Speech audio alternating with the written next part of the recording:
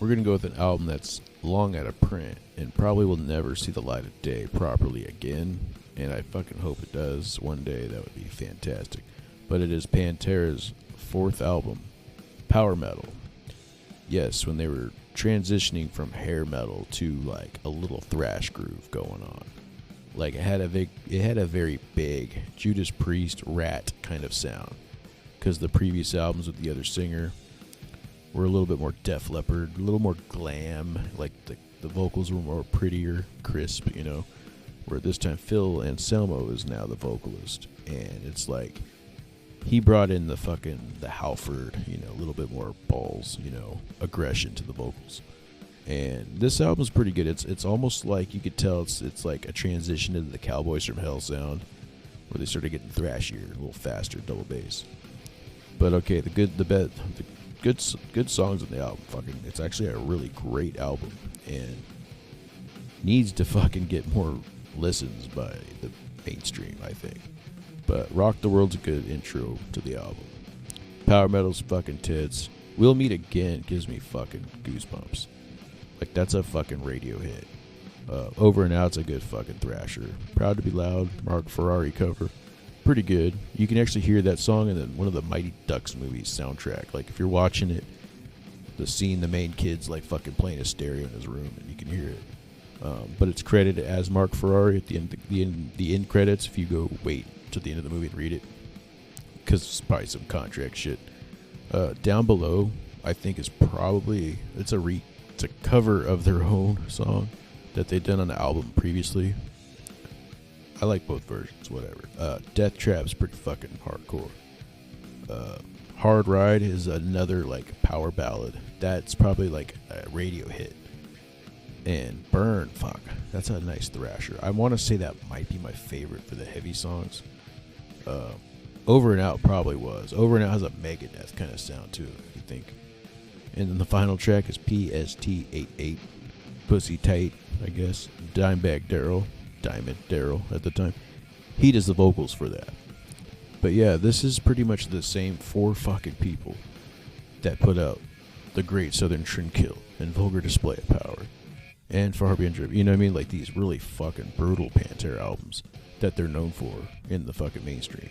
You know, the multi-platinum fucking rock star band that they are. It's the same four people. And this is like that nice transition and that birthed that sound. And this album deserves a proper reissue, I think.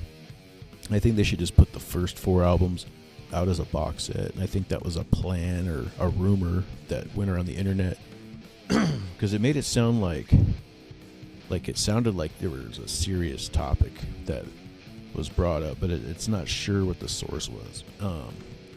But I think that would be kind of cool if this came out remixed and properly released to the public. And this is the first Pantera album to be released on CD, where the others were cassette and vinyl. This one was also on vinyl as well. The album was produced by Jerry Abbott, the father of Vinny and Dime. He even played the keyboards on the album as well.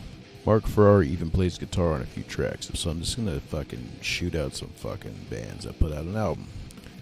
Okay, Survive by the band Nuclear Assault. Yeah, you know, good album. Features a cover of Led Zeppelin's Good Times, Bad Times, and yes, this is the band with original Anthrax bassist and lead guitarist Dan Liker. I can't pronounce his name, and I apologize, bro. You make some good fucking music. Now we got Overkill with the album Under the Influence.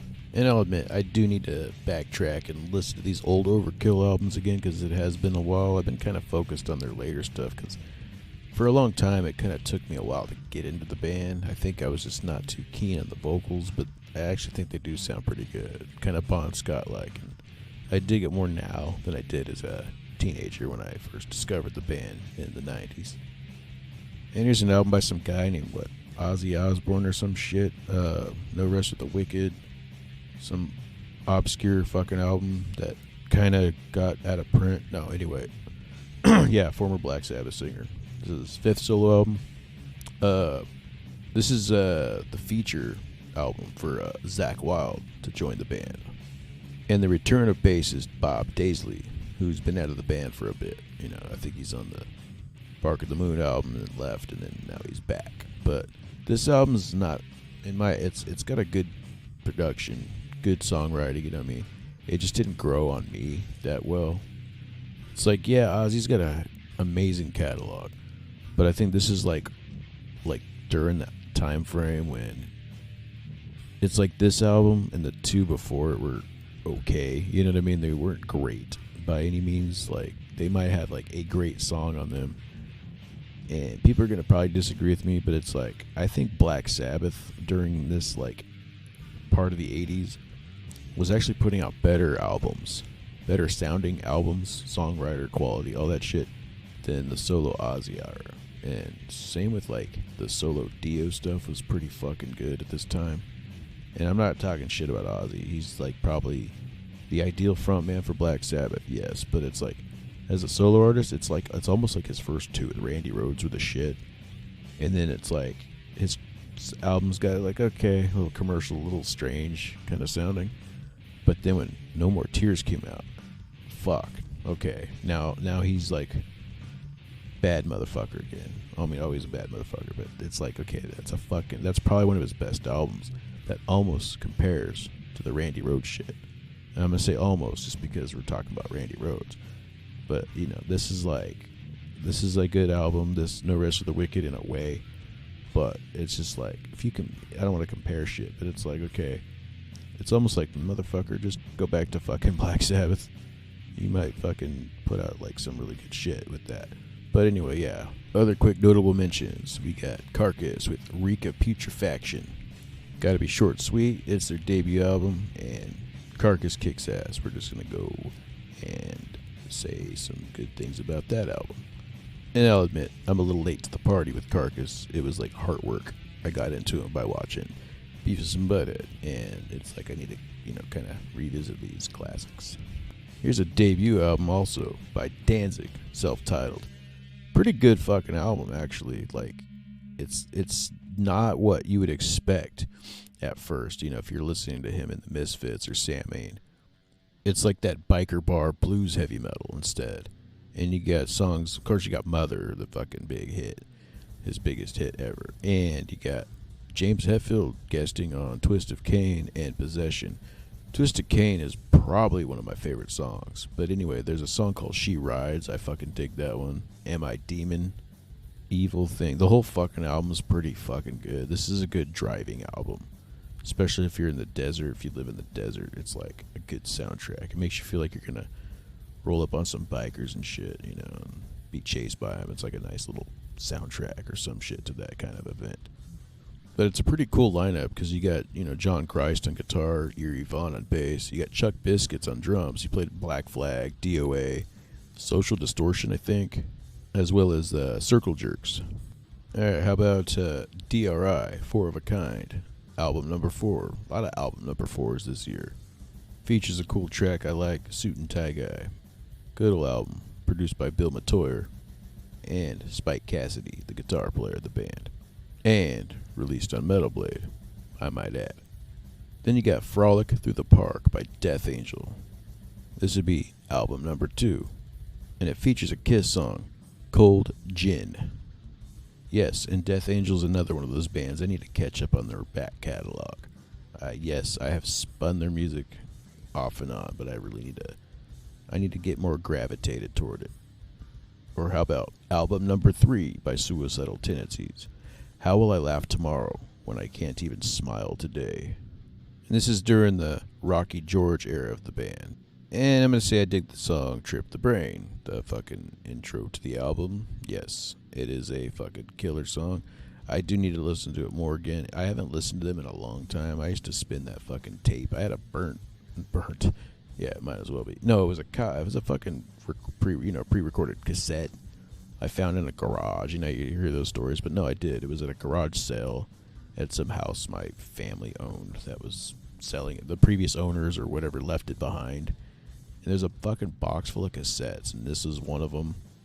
I think Cowboys from Hell from Pantera was in there, and that's the first time I heard the whole thing. But I don't want to talk about that right now. But anyway, no, this is like when I first heard Suicidal's like this album. Like, I think I heard the song on the radio once or something, but hearing the whole album, I was like, oh, this is pretty cool. This is the kind of shit I used to like. I used to hear about suicidal tendencies all over Orange County as a kid. I think because some of my cousins were skating with some of the people that were involved with them or whatever back in the day. So I think that was kind of cool. You'd see their shirts everywhere, the essays with their fucking bills flipped up on their hats and their creased cholo fucking that dire essay, That shit was kind of cool, Bill. Those are the cool cholos, dude. Like the fucking punk rockers. Venice Beach and all that good shit. Slightly off topic, I kind of think it's cool how like Robert Trujillo, who's now in Metallica, played bass with him. And you had a drummer, Jimmy DeGrasso, who ended up joining Megadeth. Those two members were in the band at the same time during, I think, the Rocky George era, like I said. I think that's pretty cool, though, because it's like a lot of people came and went in this band. And I just realized, like, fuck, this band needs a lot more recognition as well. Because it's like they went on to bigger bands, and it's like this band kind of got a little forgotten about, and they're still putting out albums. They're still doing some good shit. They just probably need to be a little bit more recognized, I think. Hell, fucking Dave Lombardo from Slayer even played drums for them for a while, a couple years back. So play this record, kick it, Holmes, and grab yourself a Pepsi. Just one Pepsi. Yeah, here's another album, number 4, No Exit by Fate's Warning. Fucking love this band. Yeah, and this is like the first album to feature the singer Ray Alder, who's probably my favorite voice for the band, and that is no offense at all aimed toward John Arch, the former singer, who's a fucking amazing fucking singer, who currently works with founding guitarist Jim Matheos on some projects they got together. I think that's really cool. They still do some music. But long story short, no, this is a fucking really killer album. This is kind of like they were still proggy. I mean, they became more proggy later, but they were still a little faster on this album than they were a little later. But yeah, I do admit I need to spin this album in full a little more, because I kind of only like own a few songs from the album, and I do listen to those a lot. Songs like No Exit, Anarchy Divine, and Silent Cries are pretty much like played or repetitively, because I have like a Metal Blade playlist that I made in my iPod. And speaking of Metallica and Jason Newsted, we got the second album by Flotsam and Jetsam, No Place for Disgrace. Yes, we know the whole story where Jason Newsted left and Troy Gregory replaced him, blah, blah, blah. Yes, there's 3 songs on the album that are co-written by Newsted. The title track being one of them, N.E. Terror, and I Live, You Die. And then there's the cover of Saturday Night's All Right for Fighting by Elton John, which I kind of laughed at it, but it is kind of cool, whatever. It's just, I think it's one of the major label deals where they, your management tells you to do a cover to make a hit, whatever, and it was okay. I think the song Hard on You is pretty badass. That's like a crowd favorite. That one probably should have been like, I don't know, a hit, a thrash fucking hit, I guess you could say. But this album is actually pretty fucking good. It's like secondary to Doomsday for the Deceiver, but it's like, this is an album we've heard talked about by the band members where they tried to find the master tapes, who owns them, where they're at, where are these fucking tapes at, because they want to remix it, remaster it, give it a nice, like, better mix. Because it's like, it does sound good, but it's like, it does sound a little muffly. The guitars sound a little overmodulated or something. I mean, they still sound good, but it just sounds like there's a little bit of a slight annoyance to the guitar tone. I'm not talking shit at all. This is a fucking killer album. Fucking Ed Carlson and Mike Gilbert's guitar playing are just fucking, I love that guitar duo. That guitar team needs more credit, because you hear about like Testament, Slayer, these bands, James and Kurt from Metallica, these guitar teams that you hear about. Like, this guitar duo was a fucking ideal team for the band, and in metal in general. I think they deserve a little bit more recognition. Yeah, and they even remade the album, fucking re-recorded it. I do like the idea of that. That was kind of a cool revisit. And they didn't do it to take away. I think they just did that like, okay, well, we're not gonna, see the light of day of a fucking remixed version of the original. So they decided to redo it. And I thought that was kind of cool. Of course, it doesn't top this one at all, by any means necessary. And they're both great in their own ways. Probably one of the best albums by Testament came out this year. The New Order. This would be their second album. I'm going to have to go with the songs Trial by Fire, Into the Pit, Disciples of the Watch, The Preacher, as well as the instrumental Musical Death, A Dirge. I fucking dig that. I also think the production on this album is better than the debut, of course. The volume's a little low on that first one. No offense to that debut at all. It's fucking great. But I really think they went a step up on this one. There's even a cover of Aerosmith, Nobody's Fault. I think that's pretty cool. When I was like listening to this, I'm like, who the fuck is singing? It didn't sound like Chuck Billy, but you know, it is. And it is pretty cool seeing this album in the Billboard 200. And also for a band that was putting out an album pretty much every year when they first put out an album, like their first couple albums, like, were all released year after year, and they were fucking good. They were pumping out albums, but not like mass quantity, you know, mass produced sounding albums. They must have fucking accumulated a lot of songs over the years. I don't know what the fuck they did, but it's like they're not leftovers from like the Sousa fronted era, but it's just like they made a lot of songs in a row, and they just sound fucking killer. You know what I mean? They never put out a fucking lackluster album. Like even like their least favorite fucking album of mine is fucking good.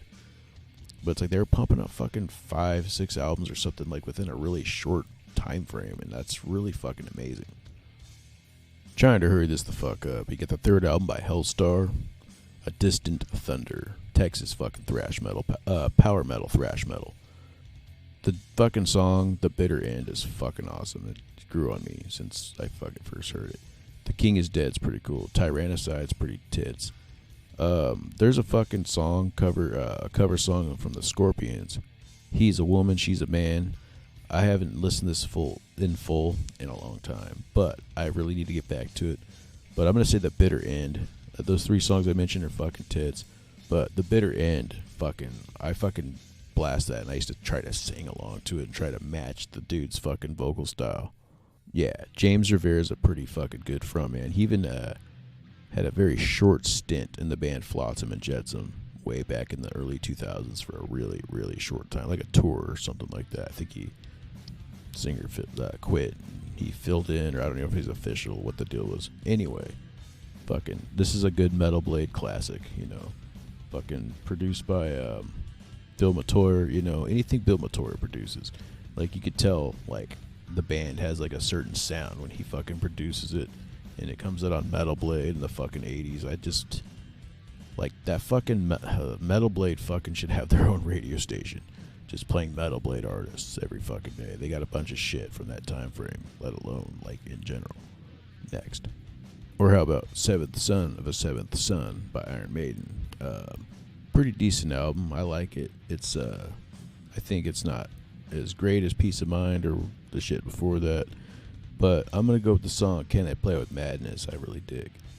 You're going to find a lot of shit about this album, so I'm just going to kind of move on from it, but yes, play the fuck out of this album. It's great, but yeah, I just don't want to talk about bands that get a little too much recognition. I want to kind of, you know, give props to the underdogs. We're going to go with the 11th album by Judas Priest, Ram It Down. I'm going to probably say one of the 2 of my least favorites. It's got a couple good songs, I guess. It's got a Chuck Berry cover, Johnny Be Good. Hey, not bad. But I think this is during a little bit of a weird time for the band. You know, they were going through a little bit of that mid-'80s sound. And they put out a lot of albums, and it was kind of like, all right, you know, they were, I don't want to say bad, but I'm going to say what was coming out later, a little bit later, was a fucking good recharge for the band. Or how about the debut album by L.A. Guns by former Guns N' Roses guitar player Tracy Guns. I really need to get my hands on this fucking album because I do have their second one, and I really like what they do, like, for, not because of the Guns N' Roses fucking connection that they got, but I'm just really digging. This band's got some pretty killer fucking songs. They should have been, they're big, but I mean, they should have been a little bit more bigger than what they were, I think. Damn, look at the time. I really got to wrap this motherfucker. We got the debut album by Guar, Hell Oh. I did not listen to much of this album, but from what I heard of it, it's decent. low budget, kind of punkish. I really need to go back to listen to it again. It's just it was fucking long ago. I was a teenager. I probably had a horrible opinion on it at the time, and it was like, yeah, it's okay, but I'm gonna go back and give it a listen. It was on a label called Shimmy Disc or something. I don't even think they were on Metal Blade at the time, so it was like, you know, I think Metal Blade gave them a little fucking a boost, but yeah. Or how about the Bullet Boys' self-titled debut release? Yes, with the song Smooth Up In Ya. I prefer the song Hard as a Rock. It's probably my favorite. I don't even think that's a hit, but I have heard it on the radio, and I think it's in the movie Beer Fest or something when they're trying to fucking get in the mode of drinking their beer fast or whatever the fuck. Anyway, no, I gotta get this fucker rolling quick. Blow Up Your Video, album number 11 by AC/DC. Features Heat Seeker. We're not gonna get too much into them. They're a fucking band that has plenty of accolades. This is probably like an album that's really not a fucking fan favorite at all. It's like during that time when they were putting out some pretty dry albums, mid 80s. You know, typical. Some bands are gonna kick ass. Some of the veteran bands are going to be sagging down a little bit, but, you know, this is probably like when they were kind of dipping down, and then they just kind of did a nice little, like, the next album or whatever, kind of as a big surprise compared to this one. That about wraps it up. Thank you for checking out Mean Street Journal. Until next time, be sure to like, subscribe, and ring the bell. Hit that G-spot, motherfucker. If you don't hate my shit and you want to hook a motherfucker up, you could donate to my PayPal link in the description. Also, tpublic.com has Mean Streetwear for your offensive apparel needs. Alright, catch you later. See ya.